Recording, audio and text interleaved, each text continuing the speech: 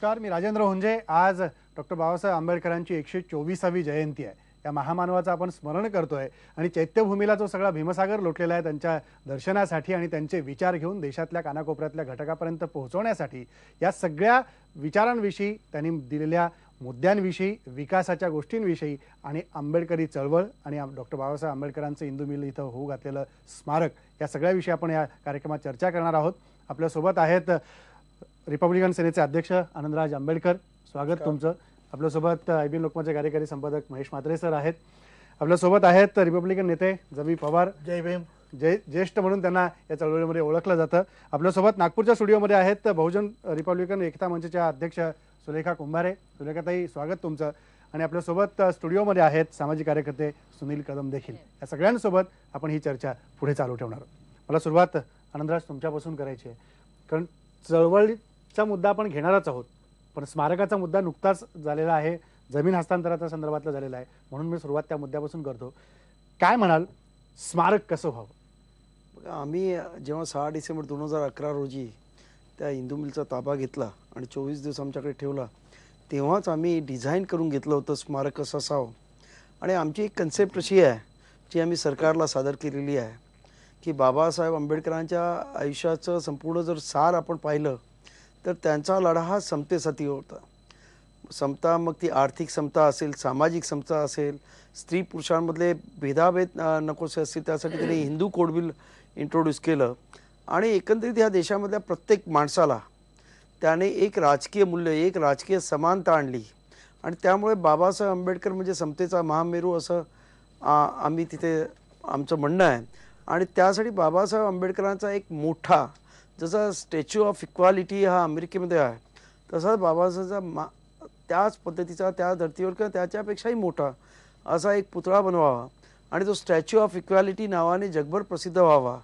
या येणाऱ्या ज्या फॉरेन डिग्निटरीज आहेत त्यांना बाबासाहेब आंबेडकरांच्या स्मारकावर येताना तिथे येता यावं। आज बाबासाहेब आंबेडकरांना जर एखाद्या फॉरेन डिग्निटरीला यायचं असेल तर कुठे जावं हा प्रश्न असतो। तर हे आणि त्यानंतर हा कसा आहे, हा पूर्ण मोठा एक जागेचा पट्टा आहे। इथे एक दादरच्या लोकांसाठी एक हरित झोन व्हावा, ग्रीन बेल्ट व्हावा, ऑक्सिजन बेल्ट व्हावं आणि त्याचबरोबर 6 डिसेंबरला आलेल्या सर्व बाबासाहेब आंबेडकरांच्या 20-25 लाख अनुयायांना तिथे एका जागी एकत्र येण्याची जागा मिळावी, अशा पद्धतीची आम्ही डिझाईन त्यावेळच्या सरकारला आम्ही सादर केलेली आहे। अर्थात अनेक त्यानंतर घडामोडी झालेल्या आपण पाहतो। बरोबर, MMRDने नवीन डिझाईन्स मागवल्यात, त्याच्या पुढे नंतर काय झालं हे अजूनही कळलेलं नाही, परंतु आमची एक कन्सेप्ट आणि त्याच्यामध्ये एक दुसरं एक होतं की बाबासाहेबांनी जाताना महापरिनिर्वाण होण्याच्या आधी एक अत्यंत महत्त्वाचा संदेश देऊन गेले, म्हणजे बौद्ध धम्माकडे चला। आणि त्यासाठी बाबासाहेब स्मारक करत असताना एक प्रचंड मोठं ऑडिटोरियम आणि त्याला एक कमळाचं डिझाईन असलेलं एक ऑडिटोरियम आम्ही, म्हणजे वरतून आकाशातून बघितलं तर जणू काय लाइटेड कमळ अशा पद्धती कन्सेप्ट असलेलं एक, म्हणजे बौद्ध धर्मामध्ये अत्यंत महत्त्वाचं असं एक हे आहे, कमळाला एक वेगळं स्थान आहे आणि त्यामुळे तशा पद्धतीचं ऑडिटोरियम असावं अशा पद्धतीने आम्ही सादर केलं होतं। अर्थात आता नवीन सरकार आलेलं आहे, त्यांनी डिसिजन घेतलेला आहे की ही जागा आता महाराष्ट्र सरकारकडे त्यांनी सुपूर्द केली आहे। मला असं वाटतं की वस्त्रोद्योग मंत्र्यांनी ते संपूर्ण प्रोसिजर पण करून घेतलेली आहे।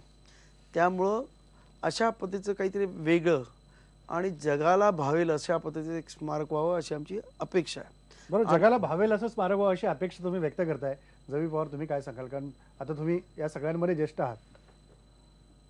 पहिली गोष्ट म्हणजे बाबासाहेब आंबेडकरांचं जे स्मारक आहे ते त्यांच्या एकंदर कृतीला साजेसं असलं पाहिजे। त्यांनी या देशातल्या माणसाला ताठकळा दिलाय, ताठर बनवलंय आणि ही जी ताठरता आहे ही ताठरता त्यांच्या ह्या सगळ्या स्मारकातून दिसली पाहिजे।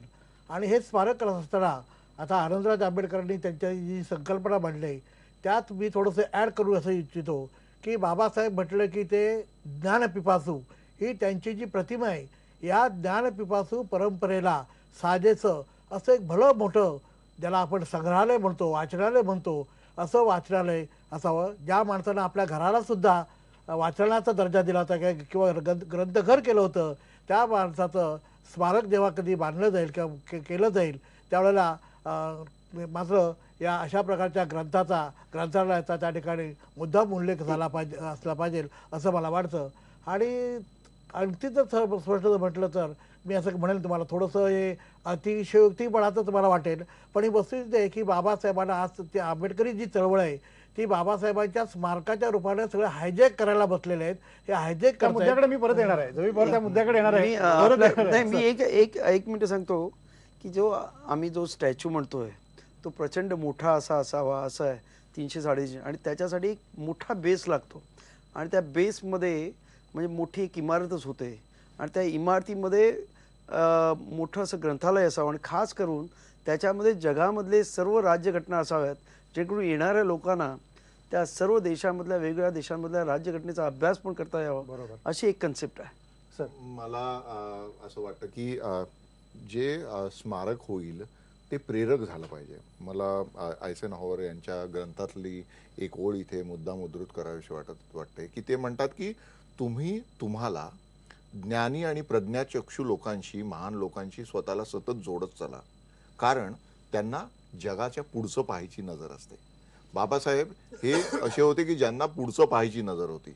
त्यामुळे आता ज्या पद्धतीने सगळं स्मारकाच्या संदर्भाची चर्चा चालू आहे ती चर्चा बघितल्यानंतर मला जेव्हा अमेरिकेतल्या भेटीमध्ये मी लिंकन मेमोरियल बघितलं, जेफरसन मेमोरियल बघितलं किंवा मार्टिन लुथर किंग यांचं मेमोरियल बघितलं, तर ते बघितल्यानंतर आपल्या लक्षात येतं की त्या माणसांची महानता जी आहे ती ते स्मारक बघितल्यानंतर आपल्याला अशी आपल्या डोळ्यासमोर तो उभा राहतो माणूस.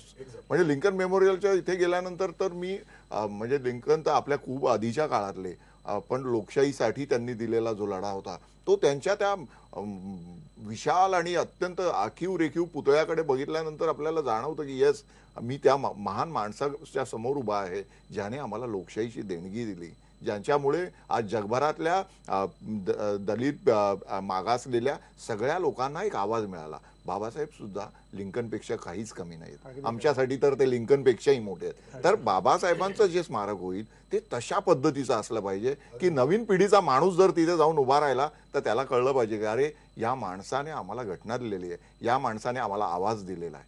तर तशा पद्धतीचं स्मारक झालं पाहिजे. आणि मला तर वाटतं की यासाठी आंतरराष्ट्रीय दर्जाचे जे विचार करणारे लोक म्हणजे प्रज्ञावंत लोक आहेत, आर्किटेक्ट असतील किंवा जे अशा प्रकारची स्मारकं उभारण्यासाठी गणमान्य लोक आहेत, त्यांच्याकडून या कल्पना घेतल्या पाहिजेत आणि त्यांना सांगितलं पाहिजे की हा असा आमचा इतका मोठा माणूस आहे, महामानव आहे, तर त्याला आम्हाला अगदी चांगल्या पद्धतीने पुढच्या पिढीपर्यंत न्यायचं आहे. आजची मी सांगतो साधी गोष्ट, जेव्हा मी आपल्या बाबासाहेबांच्या चैत्यभूमीवर जातो तर माझी मान शर्मेने खाली जाते की इतका मोठा माणूस आमच्या देशातला आणि त्यांचं हे स्मारक आहे, इतकी वर्ष इतक्या छोट्या पद्धतीने ते राहिलेलं आहे आणि त्याला कंप्लीट भावनिक रंग दिलेला आहे, एखाद्या देवळासारखी परिस्थिती तिथे निर्माण केलेली आहे. तर बाबासाहेब या सगळ्याच्या पेक्षाही मोठे होते.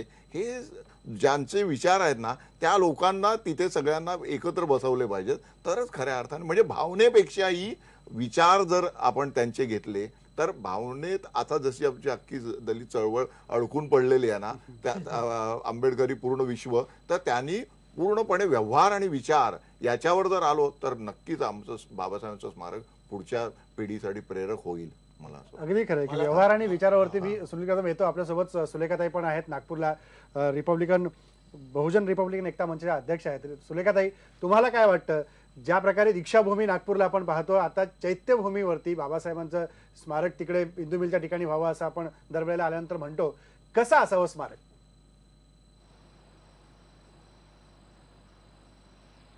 खरं म्हटलं की परमपूज्य डॉक्टर बाबासाहेब आंबेडकरांनी पवित्र अशा दीक्षाभूमीवर कोट्यवादी अस्पृश्य समाजाला बौद्ध धम्माची दीक्षा देऊन माणूस म्हणून जगण्याचा मार्ग मोकळा केला. तर दीक्षाभूमीसारखं स्मारक नागपूरला जर तयार होत असेल उपराजधानीमध्ये, तर निश्चितच देशाच्या आर्थिक राजधानीमध्ये परमपूज्य डॉक्टर बाबासाहेब आंबेडकरांचं भव्य दिव्य असं स्मारक तयार असावं. आनंदराज आंबेडकरांनी म्हटल्याप्रमाणे की स्टॅच्यू ऑफ लिबर्टीचा जो स्टॅच्यू आहे ते जग प्रसिद्ध आहे, त्यामुळे आता मला असं वाटतं की इंटरनॅशनल लेवलचं एक स्मारक तिथे असायला पाहिजे आणि तिथे येणारा प्रत्येक व्यक्ती, म्हणजे बरेचदा असं असतं की बाबासाहेबांचं नाव आलं की आंबेडकरी चळवळीचं नाव येतं, पण ज्या बाबासाहेबांनी या देशाला संविधान दिला आणि त्या संविधानाच्या आधारावर सर्व जाती धर्माचे लोक या देशामध्ये राहत आहेत, समतेचा जो या घटनेमध्ये तरतूद केलेली आहे ती सर्व समाजासाठी आहे, देशातील प्रत्येक नागरिकांसाठी आहे. तर असं असताना माझं कधी कधी मनात एक खंत असते की बाबासाहेबांना आपण संकुचित करून चालणार नाही. बाबासाहेब हे बाबासाहेबांच्या संविधानाला जगामध्ये तोड नाही, त्यामुळे बाबासाहेबांचं संविधान देशाने स्वीकारला पण बाबासाहेबांना स्वीकारला नाही अशा पद्धतीचे एक वातावरण निर्माण केलं जातं. आणि म्हणून मला असं वाटते की बाबासाहेबांचं स्मारक तयार करत असताना फक्त आंबेडकरी चळवळीत काम करणाऱ्या लोकांना नव्हे, तर इतर जे लोक आहेत ज्यांना बाबासाहेबांबद्दल आस्था आहे, ज्यांनी बाबासाहेबांच्या संविधानाचा अभ्यास केलेला, त्या सर्व लोकांचा विचार सुद्धा याच्यामध्ये झाला तर फारच चांगलं होईल असं माझी अपेक्षा आहे. अगदी खरं आहे की या सगळ्याचा आणि विचार बाबासाहेबांचं या स्मारक- सगळ्याचा विचार सुरेखाताई झाला पाहिजे असं तुम्ही म्हणता. अजून काही मुद्दे आपल्याला बोलायचे आहेत. सुनील कदम काय म्हणाल? ब्रेक घ्यायचा आहे. हा, मला बाबासाहेबांचं स्मारक म्हटल्यानंतर तिथं अभ्यास म्हणजे सेंटर फॉर एक्सलन्स, जसं तुम्ही म्हणाल लिंकन मेमोरियलची एक आठवण फार चांगली आहे. मार्टिन लुथर किंग यांनी आय हॅव अ ड्रीम नावाचं जे भाषण आहे, म्हणजे पुढे एवढं गाजलं ते भाषण, आणि इट वॉज हिस्टॉरिकल भाषण झालेलं. तर तिथं अशा प्रकारच्या चळवळींना कुठेतरी वाव मिळाला पाहिजे असं ते सेंटर फॉर एक्सलन्स. बाबासाहेबांवर अनेक चळवळींचा जगामध्ये, जागतिक लेवलला जगामध्ये अनेक देशांमध्ये अनेक मानवतेच्या चळवळी झाल्या. चार्टिस्ट मुवमेंट ज्याला आपण म्हणतो, चार्टिस्ट मुवमेंट असेल, मॅग्ना कार्टाचे 1200-1300 शतकामध्ये झालं, Russian revolution, French revolution, industrial revolution, त्याचबरोबर बॉबी सियलचं ब्लॅक पॅन्थरचं ज्याच्या प्रकारच्या चळवळी ह्या नंतरच्या, बाबासाहेबांच्या नंतरची बॉबी सियलची वगैरे ती नंतरची चळवळ, पण त्याच्या आधी ह्या सगळ्या ज्या चळवळी झाल्या, अमेरिकेमधला रेव्होल्युशन असेल, ह्या सगळ्या प्रत्येक चळवळी मानवतेसाठी च्याकडे जाणार, सिव्हिल राईट्स कडे जाणाऱ्या, नेल्सन मंडेलांची एखादी चळवळ असेल किंवा मार्टिन लुथर किंग, जसं अब्राहम लिंकन, ह्या सगळ्या चळवळींचं अभ्यासाचं केंद्र, म्हणजे प्रत्येक चळवळीला एक वेगळं अभ्यासाचं केंद्र तिथं असावं. म्हणजे ही जागा इतकी विस्तीर्ण आहे, बरोबर. 12.5 एकर, म्हणजे केवळ एका पुतळ्याने ती जागा काही होणार नाहीये त्याच्यामध्ये, किंवा लायब्ररी एवढं, आणि ही जागा किती होणार आहे? हार्डली 1-2 एकरामध्ये जाणार आहे. उरलेल्या 10 एकर मध्ये सेंटर फॉर एक्सलन्स, म्हणजे या चळवळींचं अभ्यास केंद्र किती मोठं आहे, किती हे जर मोठी केलं, जागा आहे. आणि हे पॉसिबल आहे. म्हणजे मला अनेक जण म्हणतात की याला पैसा लागेल, पण नाही. म्हणजे मी त्याच्याबद्दल बराच विचार केलाय आणि ते कसं करू शकतो हे जर मला, म्हणजे जर चान्स मिळाला तर मी ते सांगेनच हे कसं पॉसिबल आहे. पण या अभ्यासाचं म्हणजे इथं येणारा जगातला हाऊ मॅन हॅज इव्हॉल्व्ड, हे जे इव्होल्युशन जे आहे, म्हणजे बाबासाहेबांवर एडमंड बर्केचा जो म्हणजे प्रभाव जातो, किंवा बर्टन रसलचा जो प्रभाव आहे, ह्या सगळ्यांचा जो प्रभाव, फ्रेंच रेव्होल्युशन बद्दल तर त्यांनी म्हटलं की I was fascinated by it. तर याचा जो प्रभाव बाबासाहेबांवर आहे, त्या प्रत्येकाचं अभ्यास केंद्र तिथं, म्हणजे जगातला कुठलाही माणूस इथं आला की त्याला ह्या जगामधल्या ज्या चळवळी झाल्यात त्याचा अभ्यास करता येईल. तसंच तिथं फेलोशिप, म्हणजे तिथं रिसर्च होणं गरजेचं आहे. तर हा रिसर्च जर तिथं करता आला तर मुंबईत येणारा, म्हणजे फक्त तो टुरिझम म्हणून नाही येणार, तर एक अभ्यासू माणूस ज्याला अभ्यास करायचा आहे ते सुद्धा तिथं येतील. कारण बाबासाहेब म्हटले की तो अभ्यास, आणि नुसता अभ्यास नाही तर जो अभ्यास केला तो इम्प्लिमेंटेशन. तर बाबासाहेबांनी 42 ते 46च्या दरम्यान जेव्हा मंत्रिमंडळामध्ये होते, आणि हा जो त्यांचा काळ आहे हा फार दुर्लक्षित काळ आहे, 1942 पासून 46 पर्यंत, या 4 वर्षामध्ये बाबासाहेबांनी या देशाचा जो पुढं जो विकास झाला त्या विकासाचा पाया रचलाय, फाउंडेशन, ब्लूप्रिंट म्हणजे त्याच्यामध्ये की post war development of India, हे जे त्यांचे 3 तयार केलेले रिपोर्ट्स आहेत, याच्यामध्ये आज जो भारत आपण बघतो, आर्थिक विकासाकडे जाणारा जो भारत बघतो, त्याचं फाउंडेशन म्हणजे पाण्याच्या नियोजनापासून सगळ्याच गोष्टीचा विचार, याचा अभ्यास तिथं कुठंतरी त्या ठिकाणी तिथं ते दाखवलं पाहिजे की या देशाचा म्हणजे he was not only a constitution maker, पण त्याच्या पलीकडे he was a founder of modern India. तर ते फाउंडर म्हणून जे आहे ना, ती संकल्पना तिथं त्या यायला पाहिजे असं तुम्ही आलं म्हणता. पाहिजे. या सगळ्याच गोष्टीचा आपल्याला विचार करायचा आहे.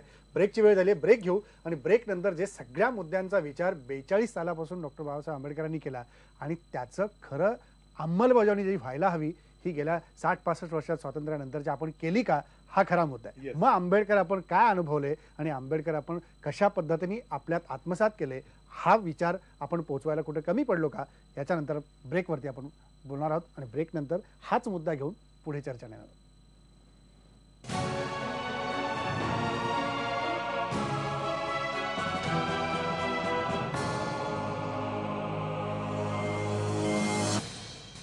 ब्रेक नंतर पुन्हा एकदा स्वागत. आपण आतापर्यंत ऐकलं सगळं की स्मारक कसं असावं, प्रत्येकाने आपापली मतं स्पष्टपणे मांडली. रवी पवार, मगाशी बोलता बोलता तुम्ही म्हणालात की एकवाक्यता नाहीये. ती एकवाक्यता नाहीये म्हणूनच ही आता आंबेडकर चळवळीची वेगवेगळी शक्ल आपण मध्यंतरी झालेली पाहिली आणि ती आजही वेगवेगळ्या दिशेने जाताना दिसत आहे. एक वाक्यता नसतं हे जिवंतपणाचं रक्षण आहे. कुठल्या जिवंतपणाचं, कुठल्या जिवंतपणाचं लक्षण करायचं? हे मी पहिल्यांदा एक वाक्यता एकदा आली की संपलं, पुढे जायचा मार्ग खुंटला.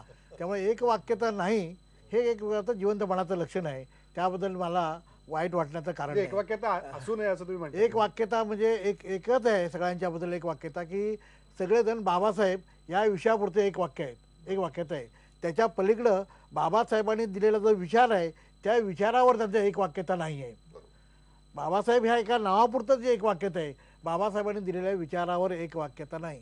आता बाबासाहेबांचे आपण हे स्मारक करत असताना बाबासाहेबांच्या ज्या चळवळी आहेत त्या चळवळीचा मागोवा घेत असताना मी मुद्दाम आपल्याला, आता सुनीलनी मगाशी मार्क्सबद्दल सांगितलं, मार्क्सबद्दल मी तुम्हाला सांगतो, आज जगाच्या अर्ध्या जगावर नाही म्हटलं तरी कार्ल मार्क्सच्या विचाराचा काही ना काही पगडा आहे अर्ध.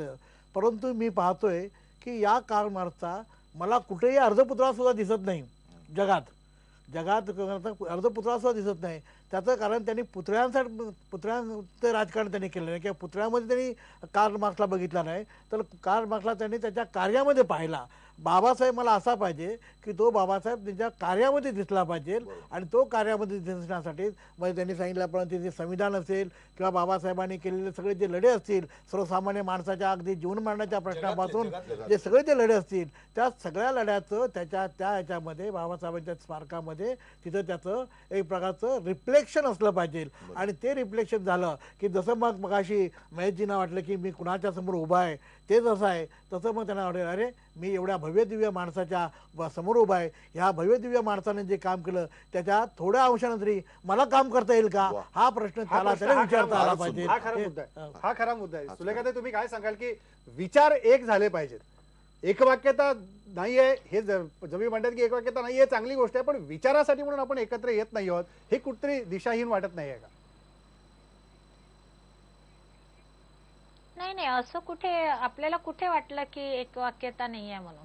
आता जे आपण स्मारकाबद्दल बोलले तर प्रत्येकाने बाबासाहेबांचं जे एज्युकेशनवर भर होता किंवा एज्युकेशनच्या संदर्भामध्ये किंवा संघटित होण्याबद्दल वगैरे, तर तो तर इश्यू सर्वांनीच सारखंच बोललेला आहे. असं एक वाक्यता नाही आहे असं मला वाटत नाही. आणि प्रत्येक जण आपला स्वतंत्र विचार मांडतो, तर ते स्वतंत्र विचार मांडण्याचा अधिकार आहे त्यांना. आणि मला असं वाटते की जे आपण आता इथे एकदम बाबासाहेबांच्या चळवळीमध्ये जे बोललात आपण, हे फार जागृत समाज आहे. कारण हे फार काळ अस्पृश्य राहिलेला समाज आहे.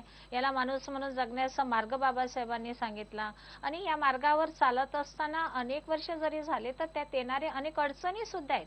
तुम्ही गावांमध्ये जाऊन बघा, बाबासाहेबांना मानणारा जो समाज आहे तो गावाच्या बाहेर राहतो आज सुद्धा, आणि आज सुद्धा त्यांच्यावर अन्याय अत्याचार होत आहेत. असं नाहीये की आता म्हणजे चळवळ जी आहे त्याला पुढे जाण्यासाठी लोक काम करतायत आपापल्या पद्धतीने. म्हणजे वेगवेगळ्या मार्गाने काम करतायत. नाही की सुलेखाताई, आपापल्या पद्धतीने म्हणजे वेगवेगळ्या मार्गाने काम करतायत, जी एक छत्रीखाली येऊन काम करणं अपेक्षित होतं.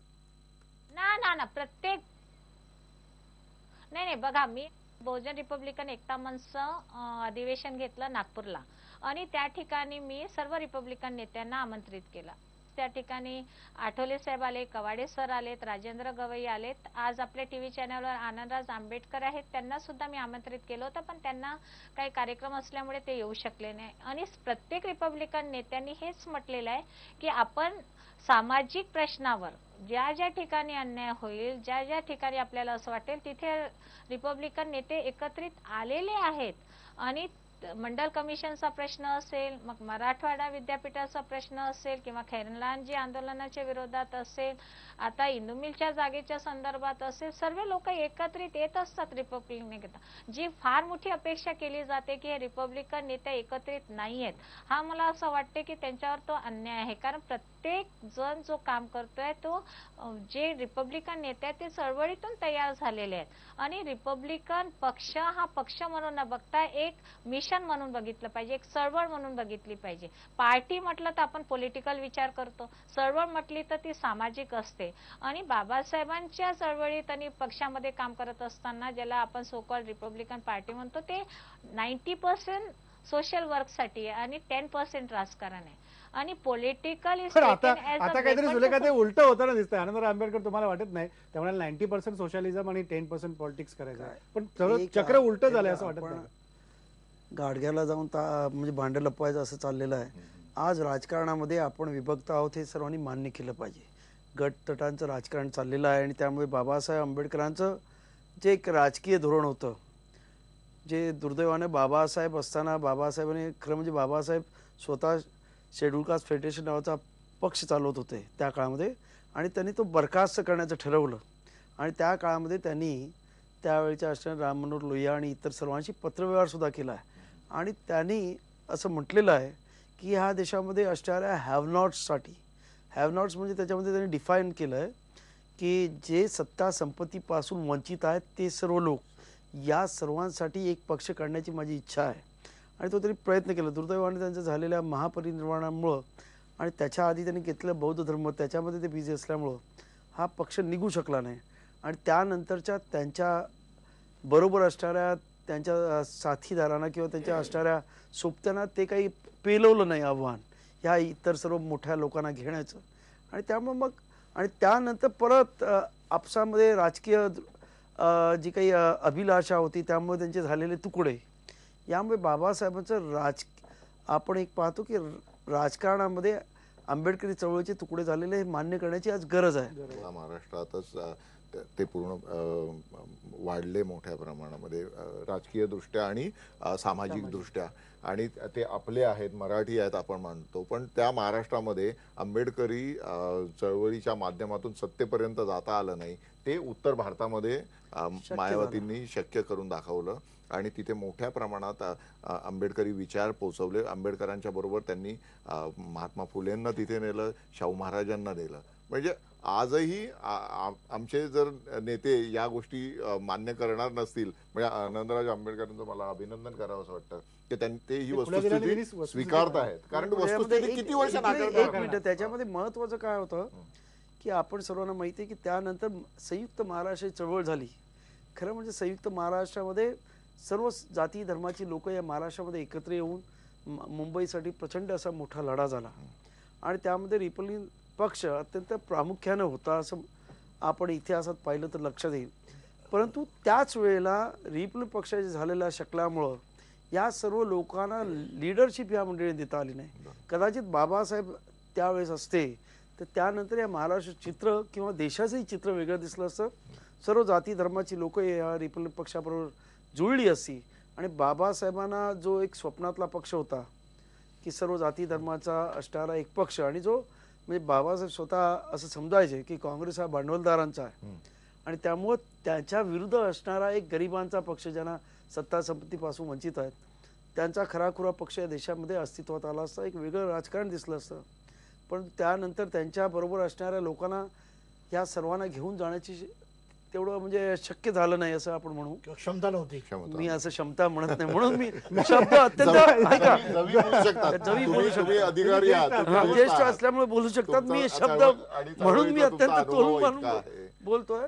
आणि त्यामुळं ही चळवळ मागे गेली आणि त्यात मग स्वतःच्या स्वार्थासाठी अनेक गटतट करण्यात आले. स्वतः स्वार्थासाठी मला ब्रेक घ्यायचा, मी येतो परत त्याच्यावरती, की स्वार्थासाठी म्हणून गटतट निर्माण झाले आणि त्यामुळेच हे सगळे विचार जे एकत्रित यायला हवे होते ते कुठेतरी वेगवेगळ्या दिशेने जाताना दिसत आहेत, म्हणून ती चळवळ न राहता त्याची वेगळी शक्ल उडाली, म्हणून मी तसा उल्लेख केला. त्यामुळे आता कुठेतरी एकत्रित येऊन बाबासाहेबांचे विचार जनतेसमोर समाजासमोर नेण्याची गरज आहे आणि ती सामाजिक समता आपण जपण्यात कुठेतरी कमी पडतोय का, या मुद्द्यावर बोलूया ब्रेक नंतर.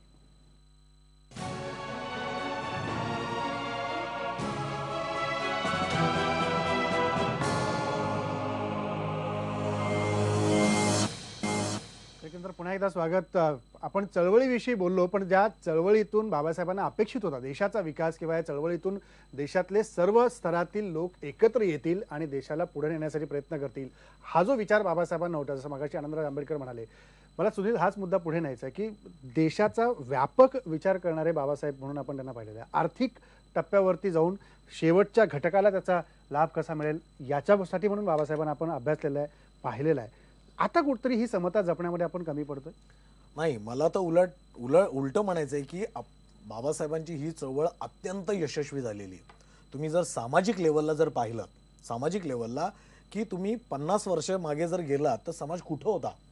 मग तो फक्त दलित समाजच नाही, तो आदिवासी, तो भटका विमुक्त असेल, तो मराठा समाज असेल, हा सगळा समाज, एकूण सगळा समाज आणि त्या समाजाला मिळालेली संधी शिक्षणासाठी, म्हणजे बाबासाहेबांची ही मुवमेंट बेसिकली एज्युकेशनल आहे, शैक्षणिक चळवळ आहे. मिलिंद महाविद्यालय वगैरे त्यांनी बांधलं, सिद्धार्थ कॉलेज बांधलं, तर ही स्टार्टेड एज्युकेशनल मुवमेंट, म्हणजे एज्युकेशनल एम्पॉवरमेंट आणि इकॉनॉमिक एम्पॉवरमेंट ही बेसिक त्यांची चळवळ होती. आणि त्याचं जर तुम्ही हे पाहिलं की एक हाती असलेली ही चळवळ, जगाच्या पाठीवर एवढं यश मिळालेली चळवळ तुम्हाला कुठंच दिसणार नाही एक हाती, कारण बाबासाहेबांनंतर त्याच्यावर भर कोणीच नाही टाकली. त्यामुळे मी नेहमी एक हाती म्हणतो. हे सामाजिक लेवलला झालं. आपण जे त्या विस्कळीतपणा वगैरे म्हणतो तो राजकीय एक्सप्रेशन, जे बाबासाहेब आंबेडकरांची इकॉनॉमिक चळवळ होती, बाबासाहेबांची एज्युकेशनल चळवळ होती, बाबासाहेबांची सोशल सामाजिक चळवळ होती, सामाजिक एम्पॉवरमेंट मानवतेची चळवळ होती. त्याच्यामध्ये 90% समाजकारण आणि 10% राजकारण हे राहिले का? नाही, तो नाही, तिकडे मी बोलतोय. तर या सामाजिक लेवलच्या ज्या सामाजिक चळवळी आहेत ना, याच्यामध्ये आपण 100% यशस्वी झालेलो आहोत, किंबहुना मी म्हणतो त्याही पुढे आपण गेलेलो. परंतु ज्या वेळेला तुम्ही राजकीय चळवळीमध्ये जाता, राजकीय चळवळ जे आता आहे हे बाबासाहेबांच्या संकल्पनेतलं नाहीच आहे. राजकीय चळवळीत गेले की आपण समाजाला विसरायला लावतो. राजकीय चळवळ जी बरोबर आता आहे. आहे, नाही, मला एक पूर्ण करू द्या. मला खरं म्हणजे सुलेखाताईने आता जे म्हटलं की 10% आम्ही राजकारणाकडे, समाजकारण 90% उडतो, हे जे त्यांनी म्हटलंय ते जर तुम्ही बारकाईने पाहिलं तर हे म्हणणं त्यांचं अत्यंत चुकीचं आहे. कारण आज आंबेडकरी समाजातला प्रत्येक माणसाचं इंद्रिय जर कोणतं जास्त पॉवरफुल असेल तर ते राजकीय इंद्रिय. त्याला सगळ्यात जास्त पॉवरफुल इंद्रिय हे राजकीय इंद्रिय आहे. बाकीची इंद्रिय त्यांची सगळी ही वेळेप्रमाणे चालणारी आहेत. सगळ्यात जास्त पॉवरफुल आहे ते राजकीय इंद्रिय आहे. आणि राजकारणाशिवाय दुसरा कुठलाही माणूस काही विचार करत नाही. आज समाज नाही, आज सामाजिक हे वास्तव आहे. हे वास्तव असं आहे की राजकारणात हे त्यांचं सगळ्यात महत्वाचं आहे आणि ते त्यांचं इंद्रिय पॉवरफुल आहे. मी इंद्रिय हा शब्द मुद्दाम वापरतो. आजचा तरुण माझं असं एक म्हणणं आहे की बाबासाहेब आंबेडकरांची चळवळ फक्त शैक्षणिक होती किंवा सामाजिक होती असं म्हणणं बरोबर नाही. बाबासाहेब आंबेडकरांचं म्हणजे कसं आहे, हत्तीला आंधळ्या माणसाने एक त्याचं वर्णन करावं की कान सुपासारखे आहेत, पाय खांबासारखे, तसं आहे बाबासाहेबांचं. या संपूर्ण जर आपण अभ्यास केला तर तुम्हाला असं लक्षात की बाबासाहेबांनी या देशातल्या प्रत्येक अंगाला हात लावलाय. म्हणजे आर्थिक असेल, महिला सबलीकरण असेल, कामगार कायदे असतील, त्यानंतर पाण्याचं नियोजन आपण म्हणतो, सर्व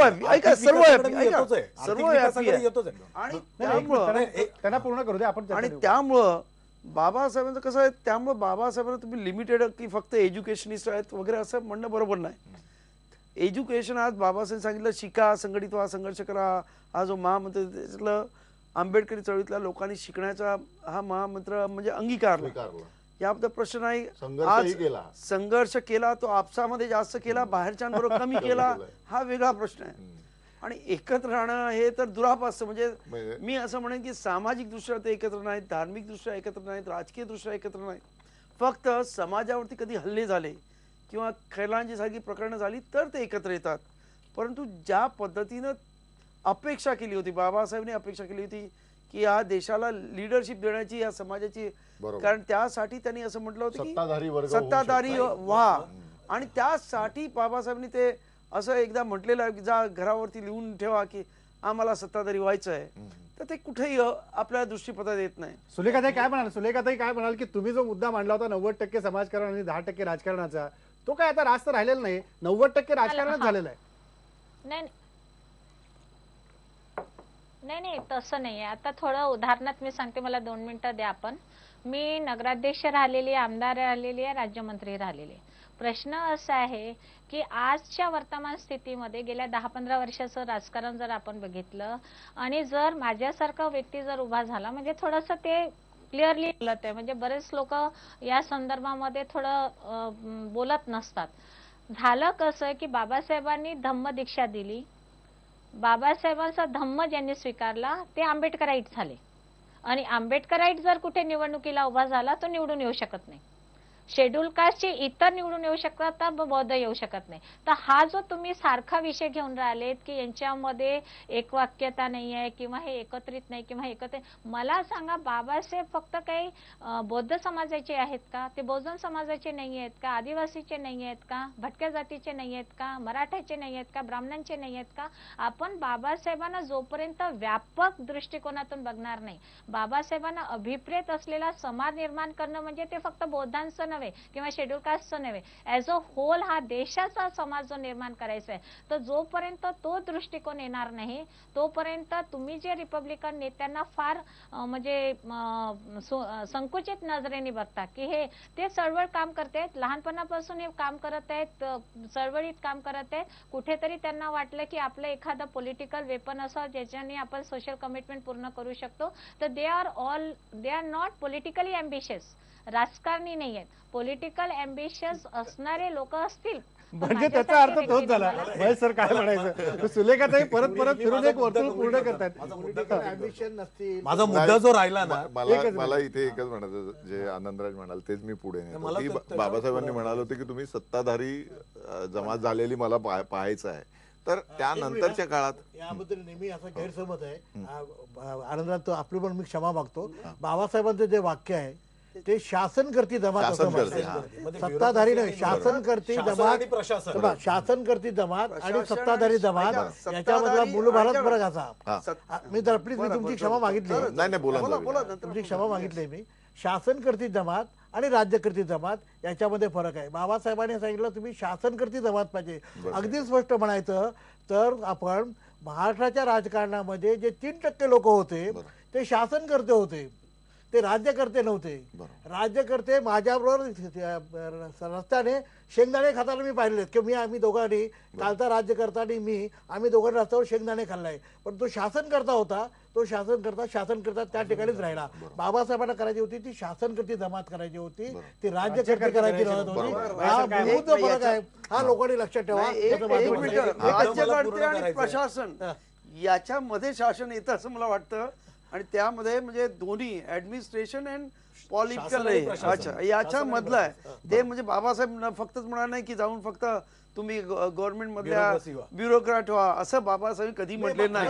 आणि त्यामुळे तुम्ही जे काय बोलताय की शासन म्हणजेच प्रशासन, हा जवी हा अर्थ बरोबर नाही. पण याच्या जोडीला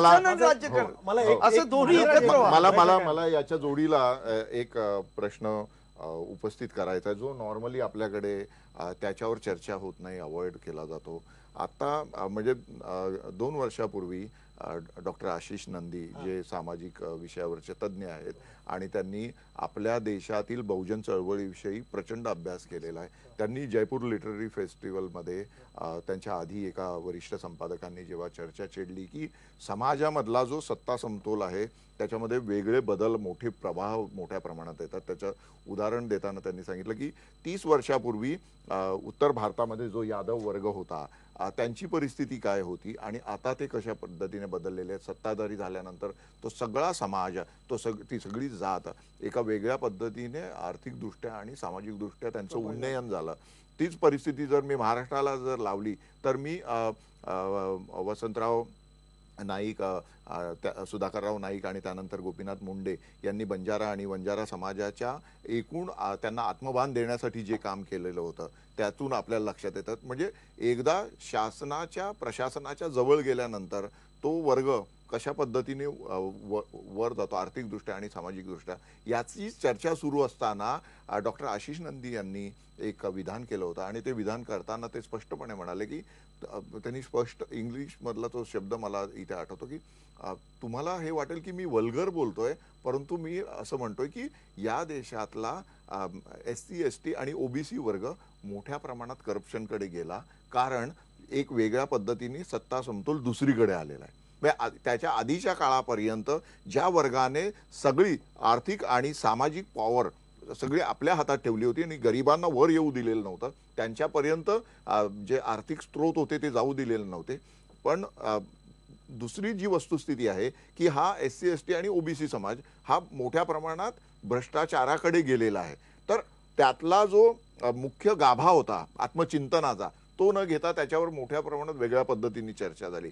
पण आज जेव्हा मी आपल्या ग्रामीण भागापासूनच्या तर मुंबईपर्यंतच्या प्रशासनाकडे बघतो तर एक गोष्ट प्रकर्षाने लक्षात येते की डॉक्टर नंदी जे बोललेले आहेत ते त्यांच्या विधानामध्ये तथ्य आहे परंतु त्याच्यावर चर्चा किंवा चिंतन कोणीच करत नाही. तर मला डॉक्टर आंबेडकरांच्या एकूण त्यांच्या जगण्यातला त्यांनी जो आपल्या लोकांसमोर आदर्श ठेवलेला होता की वेगळ्या पद्धतीने ज्ञान साधना करून समाजाचा विकास करता येऊ शकतो हे एकट्या डॉक्टर बाबासाहेब आंबेडकरांनी दाखवलं होतं. पण त्यानंतरच्या काळात आम्हाला असे 100 बाबासाहेब का पाहायला मिळाले. हाच खरा मुद्दा आहे. सरांचा मुद्दा घेऊन मला पुढे चर्चा करायची आहे. सुनील कदम हाच मुद्दा घेऊन करायचे. ब्रेक घेऊ फक्त ब्रेक घेऊ आणि त्याच्यावर येऊ आपण.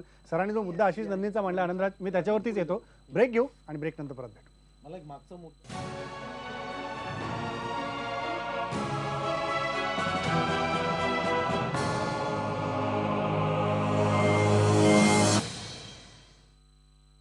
नंतर पुन्हा स्वागत. महेश सरांनी मगाशी जो मुद्दा मांडला सुनील कदम तुम्हाला बोलायचं होतं जयपूर त्या मुद्द्यावर मला काय म्हणायचंय की आशिष नंदीने ज्यावेळेला डॉक्टर आशिष नंदीने ज्यावेळेला विधान केलं होतं त्या विधानाला त्यांना सबस्टेन्शिएट करता आलं नाही कारण बेसिकली त्यांच्याकडे डेटा नव्हता आणि डेटा नसताना काय की त्यांनी जो मुद्दा मांडला की असं करप्शनकडे गेलेत हे त्यांना विचारलं की असं किती % गेलं तर त्यांना काही सबस्टेन्शिएट करता आलं नाही. त्यामुळे त्यांचं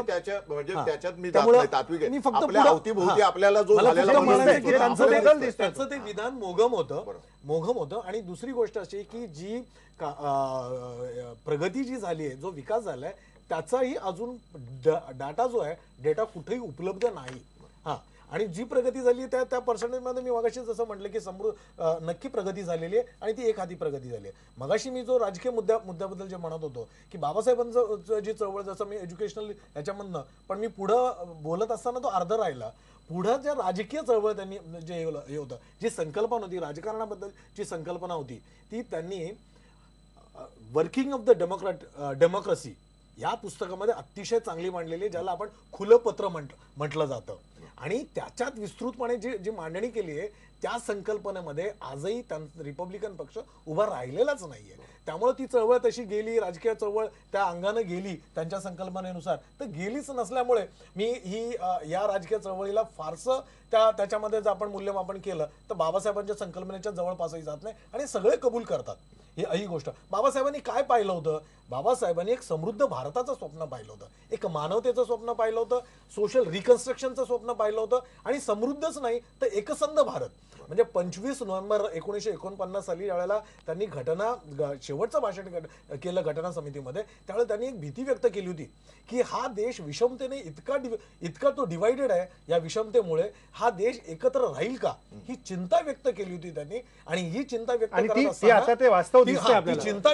असताना कुठेतरी इकॉनॉमिक एम्पॉवरमेंटकडे येतो. मी मगाशी आपल्या यांनी सांगितल्याप्रमाणे आपण जर युपीचं राजकारण पाहिलं की पहिल्यांदा तिथे ब्राह्मण समाज राजकारणात वर्चस्व होतं मुख्यमंत्री वगैरे ब्राह्मण होते त्यानंतर जाट आले आपण पाहतो चरण सिंग आणि इतर सर्व मंडळी त्यानंतर यादव आले त्यानंतर दलितांमधली मायावती आली हे जे अभिसरण झालं म्हणजे नंतर कुर्मी आले तर ही जी काय झालं की त्याच पद्धतीने देशामध्ये सुद्धा असं अभिसरण व्हावं आणि एकेका समाजाला त्यानंतर हळूहळू खालच्या टप्प्यापर्यंत सत्ता मिळावी ही जी अपेक्षा होती ती महाराष्ट्रात झाली नाही.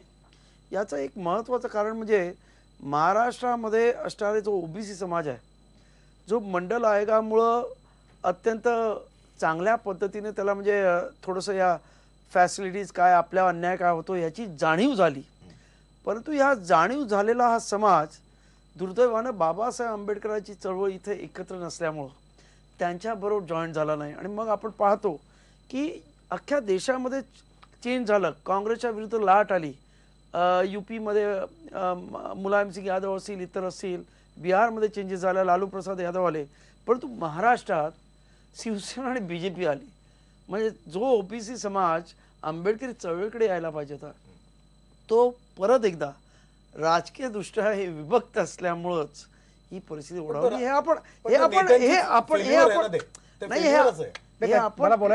आपण क्लिअर केलं पाहिजे की आपली ही चूक झालेली आहे. आणि जो बहुजन समाज या आंबेडकरी चळवळीबरोबर त्यावेळेस जोडला असता तर कदाचित महाराष्ट्रातलं पण चित्र वेगळं झालं असतं. महाराष्ट्रात बहुजनां आणि दलितांची मिळून सत्ता आली असती. ती दुर्दैवानं बीजेपी आणि सेनेकडे गेली 1995-96च्या इलेक्शनमध्ये आपण पाहतो. तर हे जे झालेलं आहे हे राजकारणातलं आपलं फेल्युअर आहे. हे आंबेडकरी राजकीय जे स्वतःला लीडर समजतात त्यांनी कबूल करायला पाहिजे असं माझं मत. तुम्ही जे म्हणाला ते ओबीसी बद्दल ते तर आपण पाहत होतोय, परंतु बाबासाहेबांच्या शेड्यूल कास्ट ही जी त्यांची जी संकल्पना होती 1942ची शेड्यूल कास्ट, या शेड्यूल कास्ट संकल्पनेचे जे बाकीचे सगळे लोक होते याला सुद्धा आपण सामावून घेऊ शकलो नाही. आणि त्यामुळेच आपला हा पुढे सगळा पराभवाचा हा आपला जय नावाचा इतिहास नाही तर आपला हा पराभव नावाचा हा इतिहास आहे.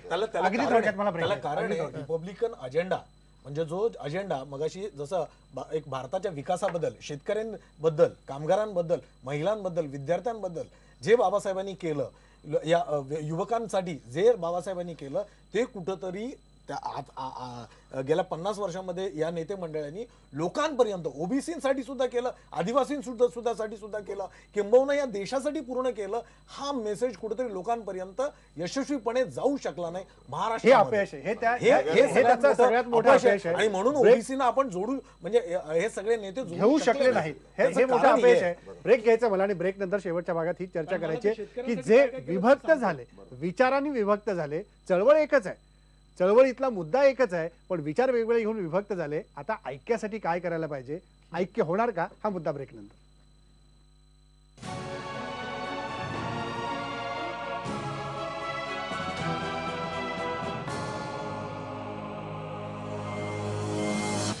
ब्रेक नंतर पुन्हा एकदा स्वागत.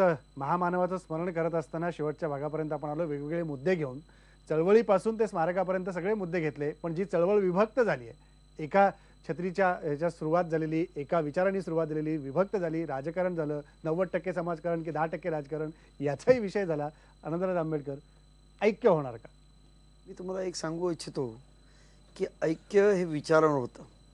आणि त्यामध्ये मला मुद्दाम इथे शाहू महाराजांचं एक उदाहरण द्यावंसं वाटतं की शाहू महाराज म्हणाले की सर्वांना एकत्र तुम्ही ठेवू शकत नाही. म्हणजे एखादा लंगडा घोडा, एखादा मजबूत घोडा, एक तरुण घोडा, एक म्हणजे जागेवर झोपलेला घोडा, अशा सर्व घोड्यांचं एकत्र ऐक्य करायचा प्रयत्न केला तर ते सर्व एकत्र पद्धतीने धावू शकणार नाही. आणि त्यासाठी बाबासाहेब जे खुलं पत्र मगाशी सुनील रावांनी सांगितलं त्याच्यामध्ये जर आपण वाचलं ना तर बाबासाहेब क्लीन लिहिलेलं आहे की बाबासाहेबांनी जरी या देशाला लोकशाही दिली तरी त्यांनी त्या खुल्या पत्रामध्ये सांगितलं आहे की मी ही जी संकल्पना मांडतोय ती खास रिपब्लिकन पक्षासाठी मांडतो. आणि त्याच्यामध्ये त्यांनी असं लिहिलं आहे की कार्यकर्ता हा सैनिकासारखा असावा आणि त्याचा लीडर हा सेनापतीसारखा असावा, तेव्हाच तो पक्ष चालतो. आणि आपण हे पाहतोय आज जे पक्ष चालत आहेत, बीजेपीची पण पूर्वी आपण पाहिलं की सर्वांना घेऊन एकत्र पॉलिसी, आज आपण पाहतो थोडीशी हिटलरशाही आहे. आज काँग्रेसमध्ये पण एका घराण्याची सत्ता आहे. आज बाकी सगळ्या पक्षांची चर्चा होईलच, पण रिपब्लिकन पक्षाविषयी त्यामुळे ऐक्य हे ना समाजाचं ऐक्य होऊन त्यांना एकुलता एक लीडर असायला पाहिजे. हे सर्व एकत्र येऊन हे येतील का, हाच नाही येणे शक्य नाही. कारण त्याच्या विचारांचे नंतर त्यांचे असणारे लागेबंदे हे सर्व जर पाहिलं तर हा बाबासाहेब गेल्यानंतर म्हणजे 56 साली बाबासाहेब गेले, आज जवळजवळ 60 वर्ष होत आहेत, सतत प्रयत्न झाले आणि त्यामुळे आंबेडकरी जनतेने आता हा नाद सोडलेला आहे. नाही, हा नाद सोडलेला आहे आणि त्यामुळं आता आंबेडकरी चळवळीमधले जनता म्हणजे आंबेडकरी चळवळीचं ध्रुवीकरण म्हणजे जनतेचं ध्रुवीकरण चालू आहे असं मला वाटतं. मी या बाबतीत सांगतो, थोडासा मी अनुभवाच्या आधारे बोलतो. मी अनेक रिपब्लिकन पक्षाची ऐक्य पाहिलेले आहेत, किंबहुना ते ऐक्य मी घडवून पण आणलेले आहेत लोकांना एकत्र मी घडून पण आणले. आणि महत्वाचे घडून आणल्यानंतर ते ऐक्य फुटल्यानंतर महत्वाच्या रस्त्यावर मी नग्न करून मला मारण्यात सुद्धा आलेलं आहे. त्यामुळे हा त्याचे मला आहे. आता त्यांनी म्हटलं ते सगळ्यात महत्वाचं, थोरांचं ऐक्य करायचं का?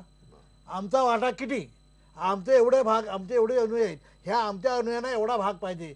जे आतापर्यंत जी ऐक्य सगळी झाली ती ऐक्य कुणाला तरी पाठिंबा द्यायचा की कुणाला पाठिंबा द्यायचा नाही याच्यावर झालं. म्हणजे पुन्हा जे 10% म्हणतात ते जे राजकारण आलं त्या राजकारणावर ऐक्य फुटलेले आहेत. हे राजकारणाचे सगळे जे तारू आहेत ते निवडणुकीमध्ये कुणाला भाग घ्यायचा ज्या खडकावर फुटलेले आहेत आणि हेच चालत राहणार आहे. आणि हे जोपर्यंत बंद होत नाही तोपर्यंत ऐक्य काय होणार नाही. सुलेखाताई काय म्हणाल? सुलेखाताई काय म्हणाल? नाही, माझा पूर्ण विश्वास आहे की रिपब्लिकन ऐक्य शक्य आहे. कारण रिपब्लिकन ऐक्य होऊच शकत नाही असं म्हणणं चुकीचं आहे. यापूर्वीही प्रयत्न झाले, यानंतरही होणार आहेत. आणि आजच्या नेमक्या कार्यक्रमामध्ये, माझ्या कार्यक्रमामध्ये रिपब्लिकन नेते आलेत आणि त्यामध्ये चर्चा झाली आणि परत रिपब्लिकन ऐक्य होण्याचे संकेत सुद्धा त्या ठिकाणी आम्ही दिलेले आहेत. आणि त्याचा महत्वाचा मुद्दा आहे की जेव्हा जेव्हा रिपब्लिकन ऐक्य झालं ते निवडणुकीच्या तोंडावर झालं. त्यामुळे काय असतं की तिथे पॉलिटिकली कुठेतरी इश्यू येतं आणि ते मग ऐक्य टिकत नाही. पण आज जो चर्चा झालेली आहे रिपब्लिकन नेत्यांमध्ये की इश्यू ओरिएंटेड असायला पाहिजे. रिपब्लिकन ऐक्य जोपर्यंत इश्यू ओरिएंटेड होणार नाही, एखादा विषय, समाजाचा विषय घेऊन हे रिपब्लिकन नेते एकत्रित येणार नाही, तोपर्यंत ते रिपब्लिकन ऐक्य होऊ शकत नाही. म्हणून जास्त मी आपल्याला सांगते की सोशली रिपब्लिकन ऐक्य होणं शक्य आहे आणि त्याचा प्रयत्न सुरू आहे. तसा प्रयत्न सुरू आहे. तुम्ही आशावादी आहेत सुलेखाताई आशावादी आहेत सुलेखाताई? एक विपर्यास असं आहे,